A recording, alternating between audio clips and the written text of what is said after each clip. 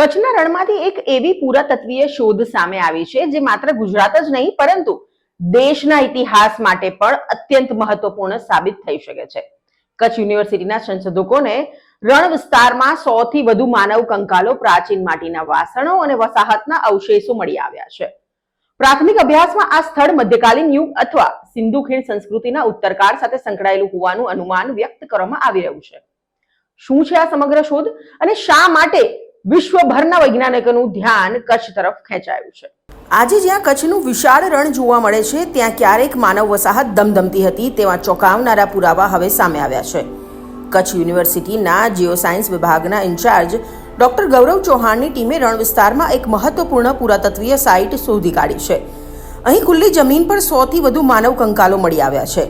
આ કંકાલો એક જ દિશામાં અને વ્યવસ્થિત રીતે દફનાવવામાં આવ્યા હોવાનું સામે આવ્યું છે, જે તે સમયની ધાર્મિક અને સામાજિક પરંપરાનો સંકેત આપે છે. ઉપરાંત સ્થળ પરથી માટીના વાસણો, ટેરાકોટાના રમકડા અને પ્રાચીન બાંધકામના અવશેષો પણ મળી આવ્યા છે. મારું નામ ગૌરવ ચૌહાણ. હું કચ્છ યુનિવર્સિટીના જીઓસાયન્સ વિભાગ, આર્કિયોલોજી વિભાગ અને રિસર્ચ એન્ડ ડેવલપમેન્ટ વિભાગની અંદર ઇન્ચાર્જ હેડ છું અને સાથે સાથે પ્રાધ્યાપક પણ છું અને બાય પ્રોફેશન હું જીઓલોજિસ્ટ છું. આપણે વાત કરીએ તો હમણાં જ રિસેન્ટલી જે ન્યૂઝ આપણે ચર્ચામાં છે કે કચ્છની રણની જે ઇન્ડો પાક બોર્ડર છે એ વિસ્તારની અંદર વેસ્ટર્ન ગ્રેટ રન ઓફ કચ્છની અંદર એક અલગ જ આર્કિયોલોજીકલ સાઇટ મળી છે.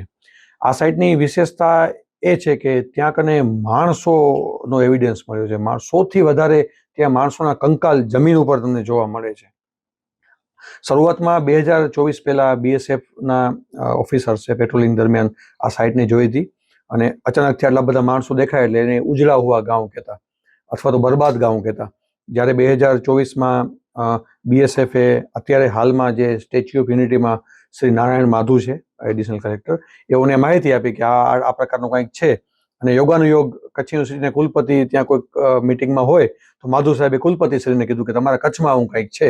એટલે કુલપતિએ મને ફોટા આપી અને મને કીધું કે આ સાઇટ આપણે ગોતવાની છે અને આની ઉપર બહુ સારું રિસર્ચ થઈ શકે છે. એટલે માણસોને જોયા અને આ બધી સાઇટ જોઈ એટલે હું પણ બહુ એક્સાઇટેડ હતો. BSFની મદદથી, કલેક્ટર ઓફિસની મદદથી આ સાઇટને મેં ફાઇનલી 2024માં શોધવાનો પ્રયાસ કર્યો અને હું શોધી શક્યો.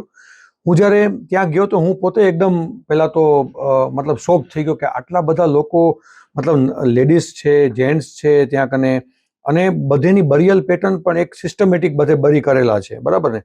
જેનું માથું નોર્થમાં છે, પગ સાઉથમાં છે અને વેસ્ટ તરફ બધેનું મોઢું છે, એટલે કોઈક ધાર્મિક માન્યતા પણ હોઈ શકે છે. અને આટલા બધા લોકોનું ત્યાં કને એક સાથે બરી થાવું મતલબ કોઈક હોનારત પણ થઈ હોઈ શકે છે. પણ શોકિંગ તો બધું એ લાગ્યું કે એની આજુબાજુ જ્યારે અમે ફિલ્ડ કર્યું ત્યારે 4 થી 5 બીજી સાઈડ મળી જ્યાં કને બહુ બધા માટીના વાસણો મળ્યા, અમુક ઘર મળ્યા અને ટોયસ મળ્યા, માટીના ટોયસ મળ્યા, ટેરાકોટા ઊંટ ને એવું બધું મળ્યું.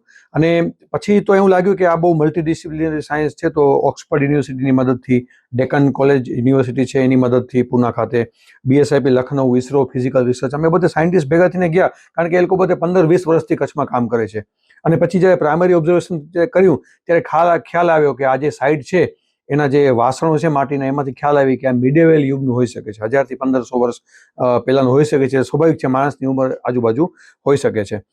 અને આ સાઇટનું ઇમ્પોર્ટન્સ એટલે વધી જાય છે કે રણની અંદર આજે જ્યાં એક દિવસ કાઢવો મુશ્કેલ છે ઊભા રહીને, પણ ત્યાં કને આટલા બધા લોકો હતા, આટલા બધા ગામો હતા. અને અમારા જ ઘણા બધા પેપર છે જેમાં અમે કરીમશાહી છે, વિગાકોટ છે, આ બધે અમે કિલ્લાઓ સ્ટડી કર્યા છે જે મિડેવેલ યુગ અને આયરન એજના છે. મતલબ 3000થી કરીને 1000 વર્ષ સુધી, 2000 વર્ષ સુધી રણની અંદર લોકો ત્યાં રહેતા હતા, ફૂલ ફ્લેશ, નદીઓના રેતાળ પટ હતા. ધોળાવીરાથી આનું શું કનેક્શન હોઈ શકે છે? ધોળાવીરાના જગ્યાએ આજથી 5.5 વર્ષ પહેલા લોકો રહેવા આવ્યા અને 2-1000 વર્ષ ત્યાં રહ્યા ને પછી એ સાઇટ વેલ સિસ્ટમેટિકલી છોડેલી સાઇટ છે. ક્યાંક ઘર તૂટેલા નથી, માણસોની લાશ નથી મળતી. તો એવી ઘણી બધી થિયરી છે કે માણસનું માઇગ્રેશન થયું છે. ધોળાવીરાના યુગમાં સિંધુ નદીના વેણ ત્યાં આવતા હતા, પણ ધોળાવીરાના યુગમાંથી જ્યારે લોકોએ સાઇટ છોડીને ઘણી બધી હડપ્પન સાઇટ છોડી ત્યારે એવું માનવામાં આવે છે કે ઘણા સભ્યતાઓ ઇન્ડો ગેંગેટિક પ્લેન તરફ ગઈ અને ઇન્ડસ રિવર જે વેસ્ટમાં શિફ્ટ થઈ તો લોકો રિવરની બાજુમાં આવ્યા, બરાબર ને? તો અગર ધોળાવીરાને એ બધે યુગના લોકો જો રિવરની બાજુમાં આવે તો એ લોકોને રણમાં આવવું પડે. તો આજે જે રણ તમને ચીકણી માટીનું દેખાય છે એ રણ ખરેખર રણ નથી, પણ ત્યારે રણ નહોતું. ત્યારે એ સિંધુ નદીના રેતાળ પ્રદેશો હતા જે ફળદ્રુપ હતા, જ્યાં કને મીઠું પાણી આવતું હર વર્ષે અને એની વચ્ચે નાનકડા જે ઊંચાઈવાળા જગ્યા હતી ત્યાં કને આ લોકો રહેતા હશે. આ જગ્યાએ ચોખા અને એ બધી વસ્તુ મળે તો ત્યાં હોઈ શકે છે કે સારી ખેતી પણ થતી, માટીના વાસણો મળે છે, ત્યાં સારું કલ્ચર હતું, લોકોની અવરજવર હતી, ત્યાં અમને કોપરના કોઇન્સ પણ મળ્યા છે, બરાબર.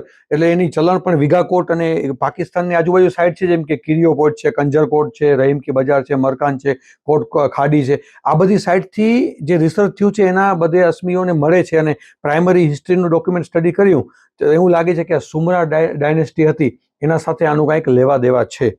અત્યારે જમીનની ઉપર કંકાલ દેખાવો મતલબ કે એમને તો દેખાય નહીં. આજે કોઈ પણ કંકાલને આપણે જો બરી કરવો હોય સિસ્ટમેટિક કરી એને દફન કરીએ તો 3 ફૂટનો ખાડો ખોદવો પડે, એની અંદર આપણે એની વિધિ કોઈ પણ કરતા હોય છે.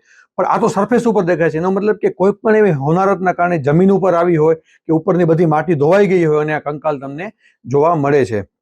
આ સાઇટને કચ્છના વેસ્ટર્ન ગ્રેટર ઓફ કચ્છની ઘણી બધી સાઇટ છે, 40થી વધારે સાઇટ છે નાનકડી મોટી, જે ધોળાવીરાના પછીનો યુગ અને આપણા પહેલાનો યુગનું કનેક્શન સમજવામાં બહુ ઇમ્પોર્ટન્સ છે. તો આ બધી સાઇટને સંગ્રહિત કરવી જોઈએ. આ સાઇટ ઉપર તત્કાલીન જે કલેક્ટર આનંદ પટેલ સાહેબ હતા એ ખુદ આવેલા હતા.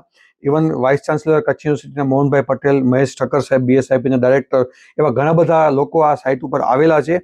અને કલેક્ટર સાહેબે તો અમારી પાસે પ્રપોઝલ પણ મંગાવી હતી કે આવી બધી સાઇટનું લિસ્ટ આપો, જે અમે આપેલું છે, જેને ભવિષ્યમાં નીમ થાય, પ્રોટેક્ટ થાય અને રિસર્ચ માટે ભવિષ્યમાં આગળ તમે ઘણું બધું કરી શકો એવી સભ્યતાઓ છે. તો હું તો એમ કહું છું કે ગ્રેટર ઓફ કચ્છ જે છે એ આજે જે દેખાય છે, પહેલાં તો નારાયણ સરોવરની ઉપર કોટડી, લખપતની ઉપર કોટડી ફોર્ટ છે, વસ્તા બંદર ક્રીકની અંદર છે, એવા અસંખ્ય કિલ્લાઓ છે જે રણની અંદર છે, જેની શોધખોળ થાય તો આપણે હ્યુમનનું ઇવોલ્યુશન અને આપણે એક સમજ પડે કે ભાઈ ગમે એટલો ડેવલપમેન્ટ થતું હોય પણ જો આપણે કુદરતની સામે આપણે કાંઈ નથી, કુદરતી આપત્તિઓથી આપણે સાચવવું પડે. એનું એક ક્લાસિકલ એક્ઝામ્પલ છે ગ્રેટર ઓફ કચ્છ. અને મને વિશ્વાસ છે કે અમે ભવિષ્યમાં આર્કિયોલોજીકલ સર્વે ઓફ ઇન્ડિયા, ગુજરાતનું આર્કિયોલોજીકલ સર્વે છે એની પાસે પરમિશન લઈ અને જે કંકાલ છે એનું ડેટિંગ કરવાનો પ્રયાસ કરશું, એનું ડીએનએનો સ્ટડી અભ્યાસ કરવાનો પ્રયાસ કરશું, જે માટીના વાસણો, ઈંટું છે એની પણ ઉંમર નીકળે એની ઉંમર કાઢશું અને રણનું આ કેવી રીતે દ્રશ્ય બદલાણું છે એને સમજવાનો પ્રયાસ કરશું. આ સાઇટની માહિતી સૌથી પહેલા બીએસએફના જવાનોને પેટ્રોલિંગ દરમિયાન મળી હતી. ત્યારબાદ કચ્છ યુનિવર્સિટી દ્વારા સ્થળનું વૈજ્ઞાનિક સર્વેક્ષણ હાથ ધરાયું હતું. પ્રાથમિક તારણો મુજબ આ સ્થળ અંદાજે 1000 થી 1500 વર્ષ જૂનું હોઈ શકે છે અને તેનો સંબંધ ધોળાવીરા તેમજ સિંધુ ખીણ સંસ્કૃતિના ઉત્તરકાળ સાથે હોવાની શક્યતા વ્યક્ત કરવામાં આવી રહી છે.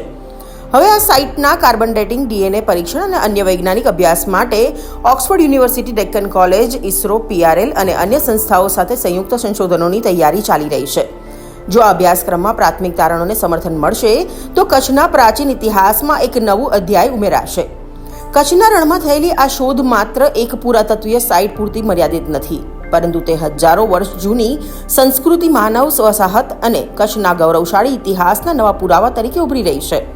હવે સૌની નજર આગામી વૈજ્ઞાનિક પરીક્ષણોના પરિણામો પર છે, જે આ રહસ્યમયી સાઇટના ઇતિહાસ પરથી વધુ પડદો ઉઠાવશે.